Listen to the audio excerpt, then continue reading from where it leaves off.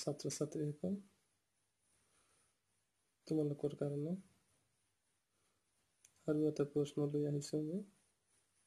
প্ৰশ্নটো হৈছে মৰ্চা বা সংযুক্ত চৰকাৰ বুলিলে কি বুজা?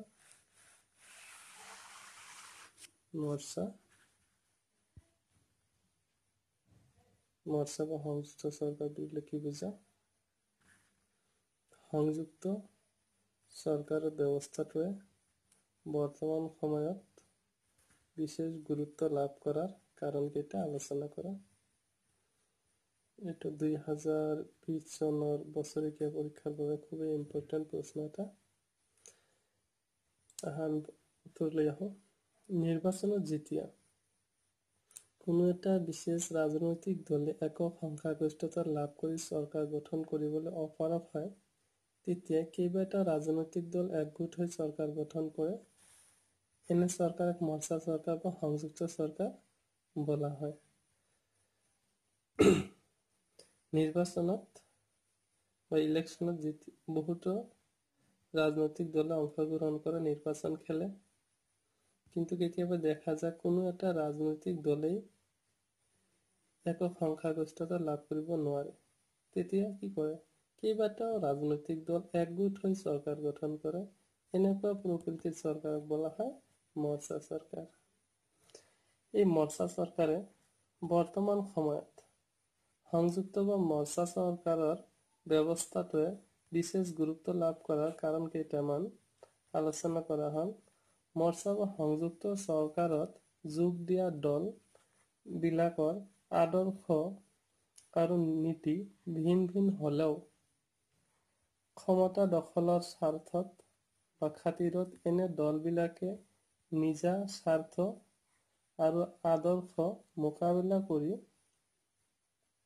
উমৈহতীয়া লক্ষ্য বান্ধি চৰকাৰ গঠন কৰিবলৈ জোটবন্ধনত আবদ্ধ হয়। ইয়াৰ উপৰিও বৰ্তমান সময়ত গণতান্ত্ৰিক ৰাষ্ট্ৰসমূহত এই চৰকাৰৰ ব্যৱস্থাটোৱে অৰ্থাৎ সংযুক্ত চৰকাৰৰ ব্যৱস্থাটোৱে বিশেষ গুৰুত্ব লাভ কৰাৰ অন্তৰালত থকা কাৰণসমূহ হ'ল বা হৈছে ৰাজনৈতিক দলৰ সংখ্যা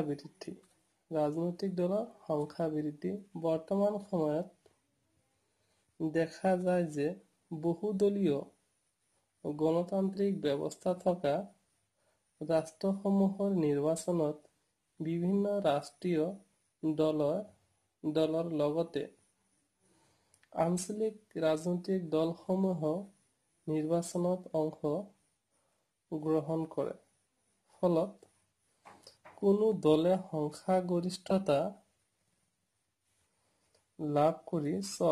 লাভ নকৰিলে এই ৰাজনৈতিক দলসমূহে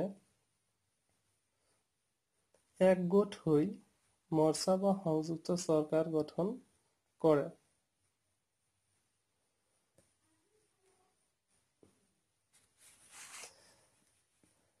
খ নম্বৰত আমি ক'ব পাৰিম একক ৰাজনৈতিক দলৰ প্ৰাধান্য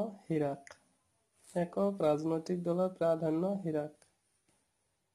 একক সংখ্যাগৰিষ্ঠতা লাভ কৰি একদলীয় চৰকাৰ গঠন হলে চৰকাৰখন স্বেচ্ছাচাৰী হোৱাৰ সংখ্যা অধিক থাকে, কিন্তু সংযুক্ত চৰকাৰত এনে সংখ্যা খুবেই কম দেখা যায়।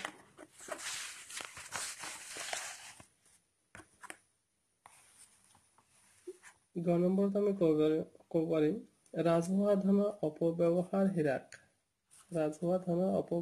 হ্ৰাস। এটা নিৰ্বাচনত আমি জানো কোটি কোটি টকা খৰচ হোৱাৰ পিছত যদি চৰকাৰ গঠনত জটিলতা আহে, তেন্তে পুনৰ নিৰ্বাচন পাতি চৰকাৰী ধনৰ অপব্যৱহাৰ হ'বলৈ নিদিয়াৰ চেষ্টাত বা খাতিৰত মৰ্চা চৰকাৰ গঠন কৰা হয়। ইয়াৰ উপৰিও আঞ্চলিক প্ৰতিনিধিত্ব একদলীয় চৰকাৰতকৈ মৰ্চা চৰকাৰত বিভিন্ন অঞ্চল আৰু জাতি গোষ্ঠীয়ে নিজৰ প্ৰতিনিধিত্ব